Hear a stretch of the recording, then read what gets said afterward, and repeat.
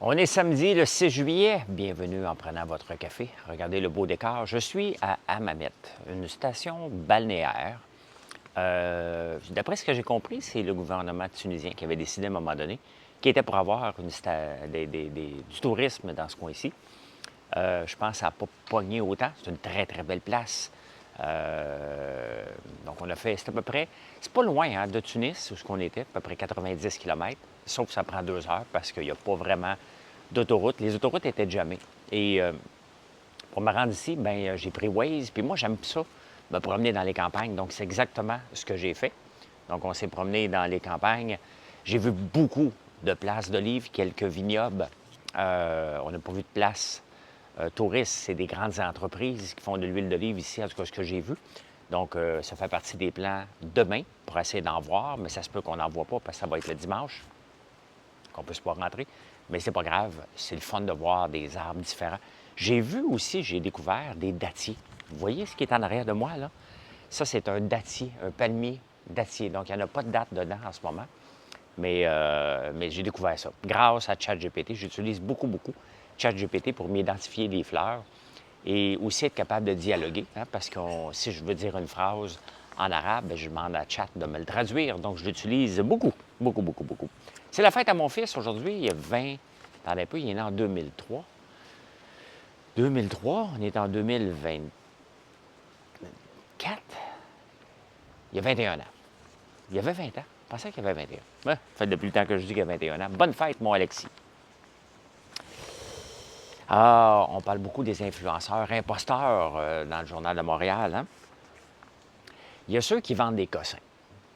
Ils disent à peu près n'importe quoi. Là. Quand vous voyez quelqu'un qui n'est pas son produit, qui essaie de le vendre, bien, ça se peut qu'il y en ait qui disent n'importe quoi. Je fais attention parce que je le fais moi aussi des fois. Je l'ai fait pour Mobile One, je le fais pour BMO.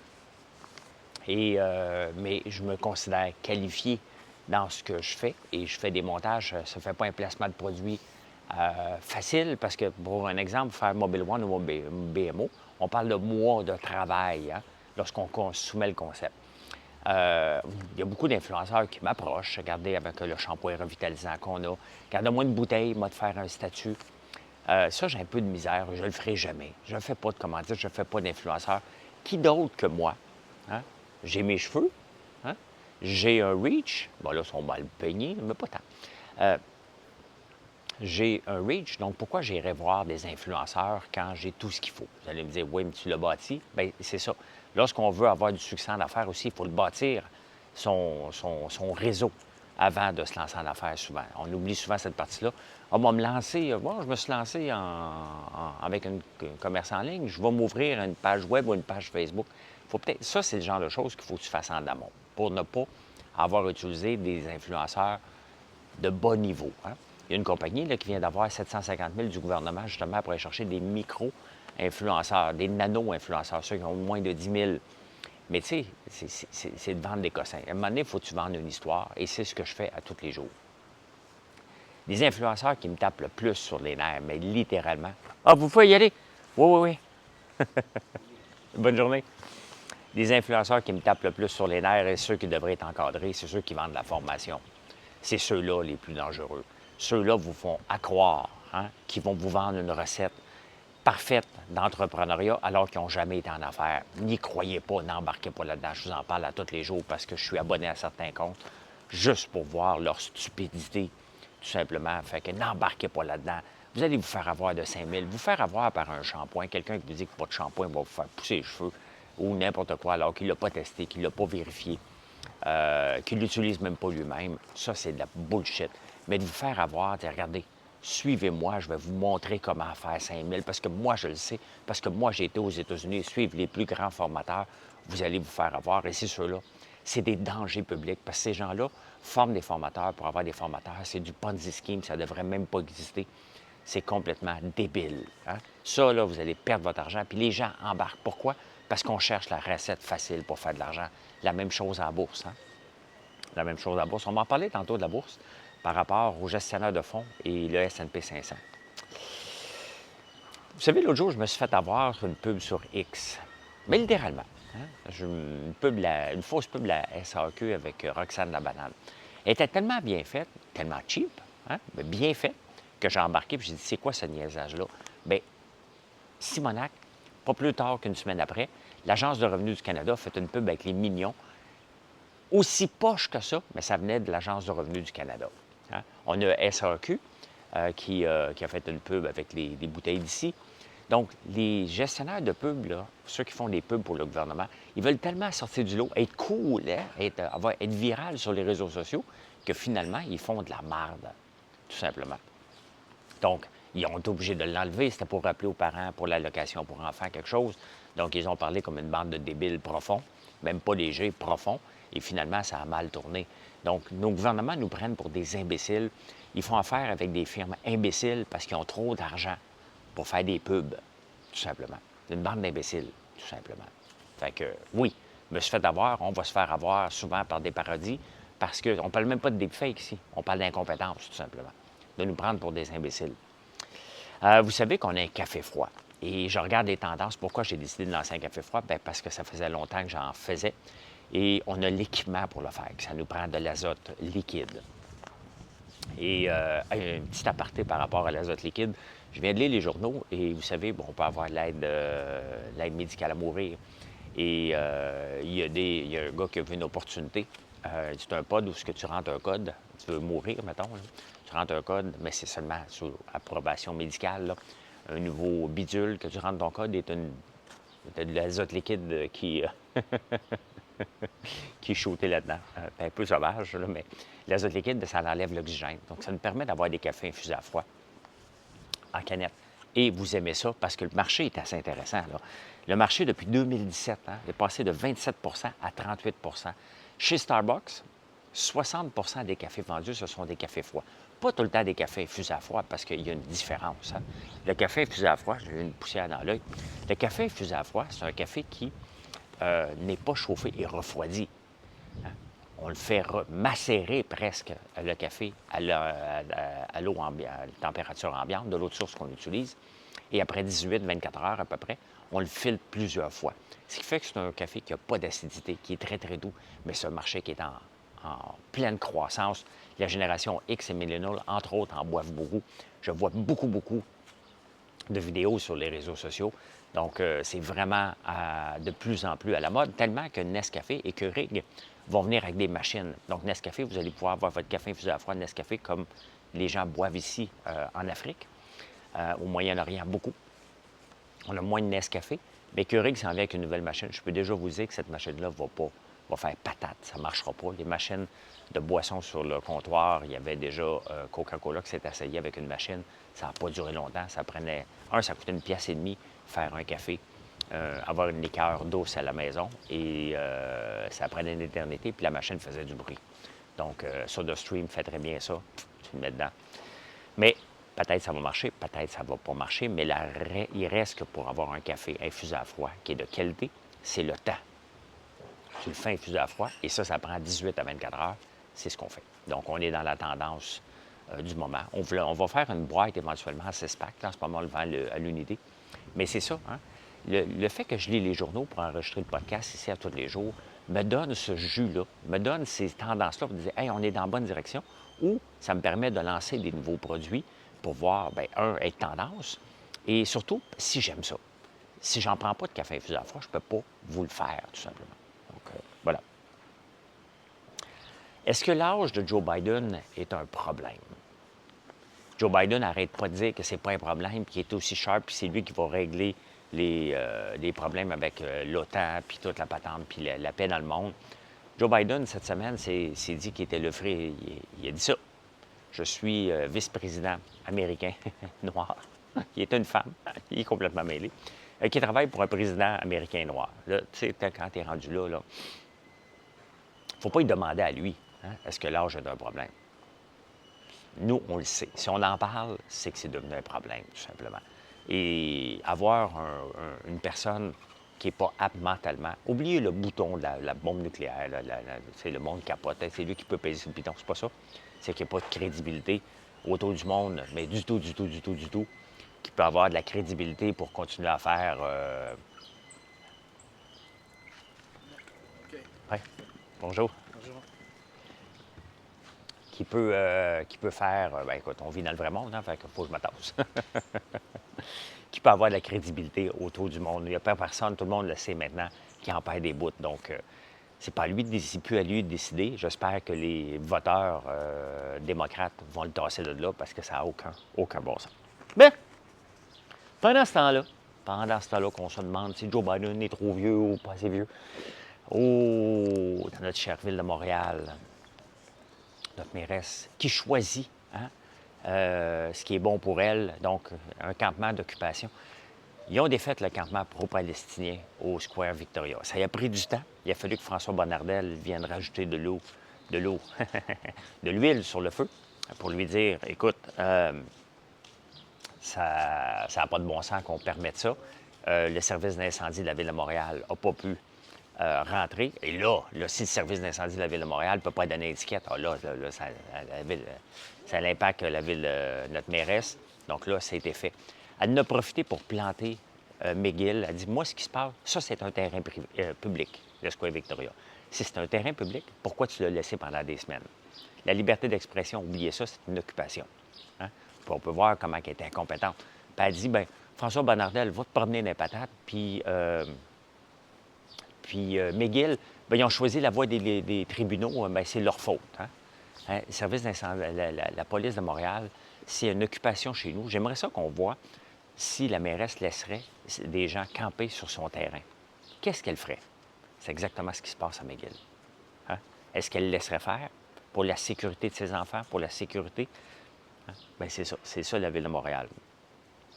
La Ville de Montréal, c'est aussi, et beaucoup, la Société de transport de Montréal, la STM, qui se rapporte aussi à Valérie Plante. Bien, c'est tellement un environnement pourri que les cadres ne veulent même pas aller sur le plancher dans le garage de Legendre, qui est un gros garage à Montréal. C'est un garage, un gros garage. Il y a tellement de violence depuis des années que la CSST protège les cadres contre les employés, le syndicat qui est prêt à casser des gueules. Ça se passe à Montréal en 2024, sous la direction de Valérie Plante. Il n'a pas de direction. Vous le voyez, je vous en parle régulièrement. Quand il n'a pas de direction dans une entreprise, dans une ville, ça donne ce genre de situation-là. Tout le monde fait son petit royaume. Hein? Valérie Plante a son royaume. Elle, sa direction, c'est 2030, il n'y a plus d'auto dans la ville. On ne rit pas, elle fait partie du C40. Donc, sa motivation première, c'est ça, on l'a élu. Quand elle dit, tu sais, souvent, on va dire, ils disent, hein? C'est qui il? C'est une entité. Hein? Bien, Valérie Plante, elle a été élue par une gang de militants pour aller fermer la ville. C'est ça son objectif. Le il, là, ils l'ont élu, c'est pas nous autres, c'est sa gang de militants. Nous, on l'a juste élu pour tasser Denis Coderre 2 fois. On vit avec les conséquences maintenant. On vit avec les conséquences de ça. Et à date d'aujourd'hui, il n'y a personne de calibre qui se présente pour la tasser. Donc, on a de la violence à STM. On a des occupations McGill. On avait le centre, le Square Victoria qui était littéralement occupé. Service d'incendie de la Ville de Montréal qui est en pleine pluie durant Formule 1, démantèle des terrasses. On se promène quand il y a des rues fermées avec les chapiteaux. On regarde voir si c'est à l'épreuve du feu, on a des tickets de 2000 aux commerçants. Cette ville-là est complètement folle. Elle est complètement hors contrôle. Tout le monde fait son petit royaume, tout le monde veut jouer au roi parce que la reine en haut laisse faire les autres faire tant qu'elle n'est pas menacée. Et là, cette semaine, elle a été menacée par François Bonnardel qui a dit que c'est une incompétente. Et une autre ministre aussi a dit qu'elle était une maudite incompétente. Fait que là, elle dit hein, faut que je protège mon royaume. Mon royaume. J'ai toujours détesté ça, moi. Quand j'étais jeune et nouveau dirigeant, hein, mettons l'âge à Mathieu, mon gars, et j'apprenais à avoir du leadership, bien, je pensais que le leadership, c'était de mettre son pied à terre et dire, vous allez me suivre parce que moi, je sais où je m'en vais, alors que c'est pas ça. Hein?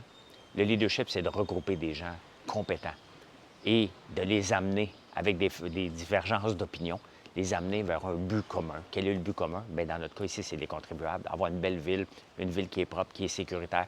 Quand tu ne peux plus aller travailler à la STM parce que c'est pas sécuritaire, si tu es cadre, tu vas manger des volets, il y a un méchant problème.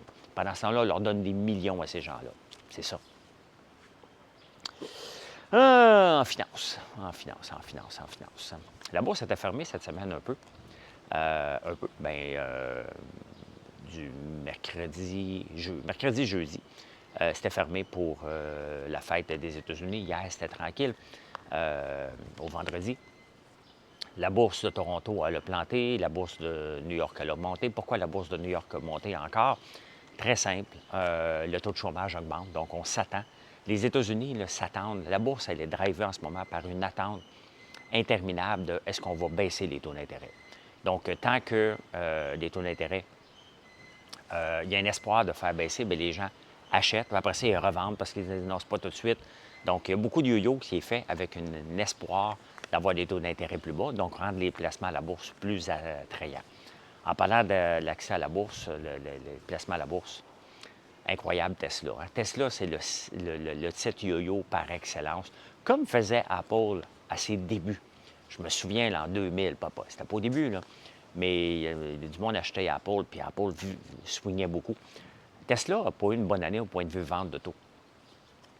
Mais on s'attendait à pire. Donc, le titre de Tesla, cette semaine, a pris 27 C'est énorme. Hein? C'est énorme. Ben, je m'en plains pas, parce qu'il fait partie de beaucoup de fonds technologie, parce que Tesla est une compagnie technologique. Donc, c'est pas seulement NVIDIA qui fait du surplace en ce moment à peu près à 125 l'action, qui est quand même très, très bon par rapport au début de l'année. Mais il fait du surplace un peu. Et c'est le fun de voir d'autres compagnies prendre le relais parce que c'est toujours épeurant d'avoir seulement. Moi, je m'en plains pas. Honnêtement, je suis choyé d'avoir fait une erreur. Mon conseiller avait fait une erreur en 2013-2014. Pas une erreur, un oubli. Il a dit, on va mettre ça là tranquillement. Puis quand on va avoir besoin des fonds, on va pouvoir aller les chercher. Là, maintenant, je ne veux plus le vendre. Il va y avoir beaucoup de gains en capital. Mais c'est multiplié par 7, mon placement. Donc, et ça continue de monter. C'est de la technologie, ça peut péter à tout bout de champ. Moi, je suis à l'aise que ça tombe de 30 à n'importe quel moment. Il faudrait qu'un ensemble dégringole, mais ça va arriver. C'est pas si ça va arriver, ça va arriver. Mais je regarde sur un horizon de 10 ans. J'ai seulement 57 ans. Donc, ce genre de placement-là, d'ici 10 ans, est-ce que le fait que je le garde tout le temps va être meilleur que si je commence à jouer, à déterminer le marché? Je ne suis plus là-dedans. Je suis plus là-dedans. Et d'ailleurs, les fonds, les gestionnaires de fonds, moi, j'ai des fonds que je gère moi-même. J'ai un gestionnaire de fonds et j'ai des fonds aussi dans le S&P 500, dans celui que je viens de vous parler, IGM, technologique. Je ne dis pas d'investir, pour vous d'investir. Il est peut-être trop tard, je ne le sais pas. Hein? Mais les gestionnaires de fonds, puis je vous en parle régulièrement, seulement 18 des gestionnaires de fonds sont capables de battre le marché du S&P 500. Donc, pourquoi essayer de jouer au SMAT, essayer de déterminer tel titre? Vous allez travailler très, très fort pour absolument, mais absolument rien. 18 sont capables de le faire. Il faut vraiment que tu sois un kingpin pour réussir à faire ça. Donc, c'est pour ça que je reviens constamment avec nos caisses de dépôt qui ont des milliards en payroll, tout simplement. Et est-ce que ça vaut la peine de payer ces gestionnaires de fonds-là alors qu'on pourrait en avoir, bien entendu, mais faire une partie des placements simplement dans des fonds indiciels basés. Si on veut le faire au Canada, faisons-le au Canada. Il va y avoir plus que du 7 sur 10 ans. Et sinon, faisons-le aux États-Unis. Pourquoi avoir peur de faire ça lorsque tu investis dans 500 compagnies? Les fonds indiciels, c'est tu investis dans 500 compagnies aux États-Unis. Je ne sais pas combien c'est pour les fonds indiciels au Canada. Mais à un moment donné, il faut arrêter de mettre ça de côté et de snobber ça. Il n'y a rien de mal à snobber. Ce genre de fonds-là indiciels sont prouvés par que le passé, sur une moyenne de 10, 15, 20 ans, on a du 10 et les gestionnaires de fonds ne sont pas capables. Ce n'est pas parce que tu travailles pour la Caisse de dépôt que tu vas le battre. Au contraire. Donc, à un moment donné, il faut accepter d'avoir une partie. D'ailleurs, j'ai donné une conférence à une firme Blue, j'ai oublié le nom, une firme suédoise qui est installée ici. Et ce qu'ils font, c'est qu'ils gèrent des fortunes familiales à travers des fonds indiciels. Ils n'essayent pas de déterminer des actions. Trop risqué. Trop risqué. Donc, voilà. Hein? J'espère que ça n'arrivera pas ici, mais le prix du beurre aux États-Unis est en croissance. Il explose. Il y a plusieurs raisons que le prix du beurre monte beaucoup, beaucoup. Ici, on est supposé être protégé par la gestion de l'offre. Donc, il faut que J'espère qu'ils ne nous prendront pas pour des imbéciles pour monter le prix du beurre en disant ce qui se passe aux États-Unis, parce qu'on rentre très peu de beurre des États-Unis ici. D'ailleurs, on rentre plus de beurre de la France que des États-Unis ici. Quand même, bien, on a des quotas, c'est compliqué. Mais pourquoi? Parce que le beurre français est réputé faire des meilleurs croissants. C'est sûr, c'est une business là-bas. Donc, les boulangers et ceux qui font des croissants surtout vont vouloir utiliser le beurre français. Donc, ils sont prêts à payer un premium, hein, une surcharge pour avoir ce beurre-là, parce que le croissant, on va l'acheter 10 piastres, là. On s'en fout un peu, ça vient une virgule dans le prix. Mais le beurre français est beaucoup utilisé par nos boulangeries pour faire les croissants ici. Les meilleurs croissants vont être faits avec du beurre français. Pourquoi que ça augmente beaucoup aux États-Unis? Bien, la demande, hein, depuis plusieurs années, à un moment donné, il y avait la margarine. Hein, puis on se rend compte que pour faire de la margarine, puis j'ai essayé d'en faire avec le soya, ou même de la margarine de tournesol. Le problème, c'est qu'il faut la raffiner. Donc, lorsqu'il faut raffiner quelque chose, bien, ça implique du pétrole, tout simplement. Ça implique plusieurs processus compliqués et qui ne sont pas naturels. Donc, si on n'est pas capable de le faire naturel, bien, moi-même, je ne veux pas en faire. Le beurre est naturel. Bon, ça vient d'une vache, mais je ne suis pas végétarien. Donc, il augmente beaucoup. Il y a aussi la grippe aviaire aux États-Unis qui a fait 15 à 20 des troupeaux de vaches. Ben oui.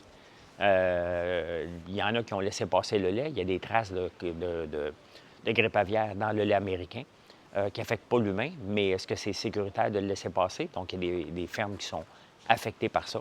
Et l'augmentation de la demande, tout simplement. Donc, intéressant, mais j'espère que ça ne viendra pas ici sous prétexte qu'il se passe quelque chose aux États-Unis, alors qu'on a des barrières. Si vous entendez ça, ce sont des opportunistes. Il n'y a pas de raison que le prix du beurre augmente en ce moment. On me demande souvent de faire des commandites et ma réponse est tout le temps non. Non, non, non, je ne fais pas de commandite. Si je fais une commandite, il faut que j'augmente le prix de mes produits, tout simplement. C'est comme ça. Il y a toujours un client qui va payer pour la commandite qu'on fait. Et là, dans les journaux, ce matin, bien, ils parlent du Québec Inc. Hein? Comment ça se fait que le Québec Inc. ne s'implique pas plus dans les commandites? Le Dollarama, Saputo, Couche-Tard, CGI, WSP. Bien, il y a un paquet d'entreprises qui donnent déjà, puis l'excuse qu'ils disent, c'est qu'ils donnent déjà à Centraide, à d'autres organismes. Bon, ils ont des fondations, puis c'est bien correct. Ils ont le droit. Ils n'ont même pas à s'excuser. Dollarama, j'ai aimé leur réponse. Ils disent, écoutez, ce n'est pas notre modèle d'affaires. Si on fait une commandite, on ne fait pas de publicité nulle part, comme je fais moi aussi. Je ne me compare pas à Dollarama, mais je ne fais pas de publicité. Un peu de reminder sur Google, mais c'est minime, minime, minime. Parce que si je fais de la pub, il faut que je la facture à quelqu'un. C'est ça que vous devez comprendre. Quand vous voyez qu'un organisme s'implique, c'est que ses prix sont plus élevés. Tout simplement. Si l'effort est mis sur la qualité du produit, sur l'expérience client, on n'a pas besoin de faire des commandites. Mais on se le fait tellement demander qu'on devient que c'est un non. J'en ferai jamais de commandite d'ailleurs. Commanditer un grand, mettons, le festival Juste pour rire, pour avoir des pancartes partout, bien, si tu le fais, il faut que tu vendes le produit sur place. Sinon, ça ne donne rien. Mais rien, rien, rien, rien. Qu'est-ce que ça va nous faire de voir WSP ou Atkins Realis, l'ancien SNC-Lavalin qu'on n'est même pas capable de retenir le nom? Pourquoi cette entreprise-là irait commanditer un festival si ça ne lui donne pas des retombées? Son rôle social, bien, avec toutes les fraudes qu'il y a eu dans tous les festivals en ce moment, je pense qu'ils sont mieux de se tenir loin, puis ils le font avec raison. Quand il y a une pomme pourrie qui fait des dommages dans l'ensemble de l'infrastructure, bien, ça arrive, ça donne ce genre de situation-là. Donc, puis les commandites, à un moment donné, il n'y a pas de commandites qui doivent fonctionner si tu n'es pas capable de vendre sur place. Autrement, c'est de la pure gaspillage d'argent. Et les gens s'en rendent compte aussi. C'est comme faire de la pub dans un journal. Ça donne strictement rien.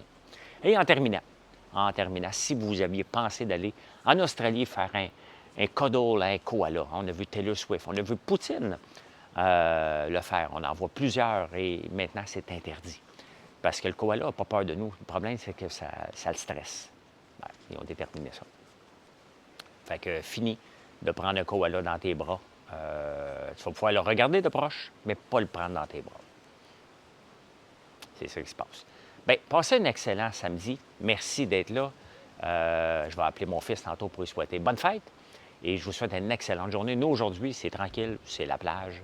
C'est les vacances. On relaxe un peu ici. Demain, on reprend la route, il faut trouver des hôtels parce qu'on n'a pas réservé encore. On s'en va dans le sud, on va aller faire le Sahara, on va aller faire un tour de chameau dans le désert. Donc, purement, typiquement touriste, c'est ce qu'on va faire. Allez, bye, bonne journée.